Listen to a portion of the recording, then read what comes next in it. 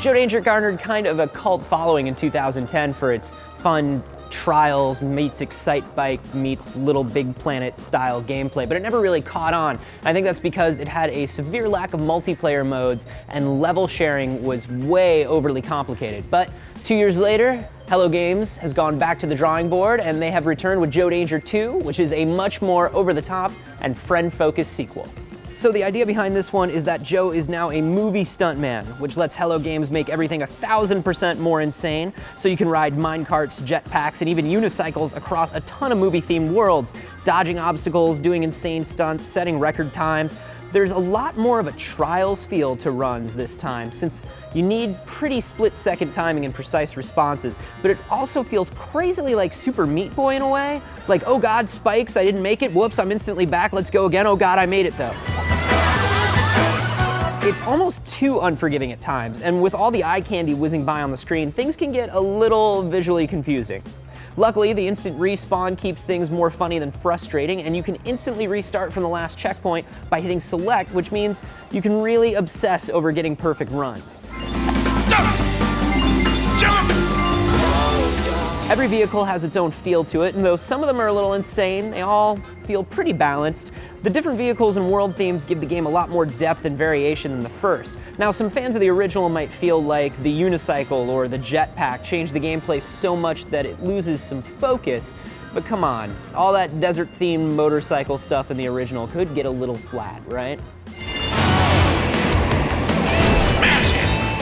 At the end of the level, you get stars for completing objectives. Speed and score are important, but there are also bonus objectives like disarming missiles and punching monkeys, because f*** you, Hello Games will put whatever they want into this thing. You also get leaderboards to see how you did compared to the rest of the world, and through this, I have learned that most of the world is made up of insanely perfect robots. When you're done with story missions, there's also a deleted scenes mode that gives you much more intense levels based around certain skills and vehicles. They are nuts. End transmission. The level editor is extremely simple and fun. It's just a matter of jumping into your toy box and grabbing anything you come up against in the game, and then just throwing it all down. You can switch between playing and editing a level at any time. Test it, tweak it, perfect it, and play it all in one go. It's cool to build levels like that, but it's also cool just to be like, hey, I wonder what'll happen if I just pile up all the spikes and buses and go. Level sharing was a big pain point of the first Joe Danger. You could only share with friends, and you kinda had to send levels directly to them or something. It was all weird and hard and basically ended with nobody ever sharing anything.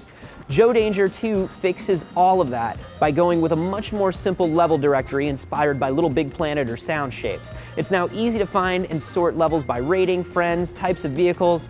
All of a sudden, it's fun to use. It definitely feels like the missing piece the first one needed to catch on.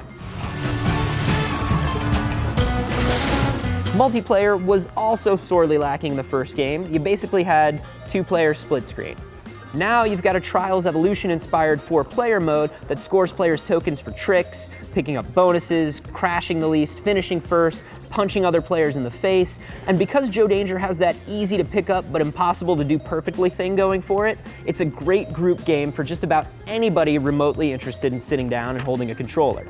Joe Danger 2, the movie, is just what I wanted. It's funny and frustrating and precise and silly, and most importantly, full of functional improvements over the first. It sometimes gets a little lost in its own over-the-top style, but it's forgivable for everything else about it that is wonderful. If you're a fan of Trials, twitchy arcade-style gaming, or fast-paced platformers, you're gonna love this one. I say buy it. If you guys have any questions about the game, let me know down below and I'll answer all the ones I can get to. And be sure to subscribe here to Rev3 Games for all kinds of wonderful gaming videos every day.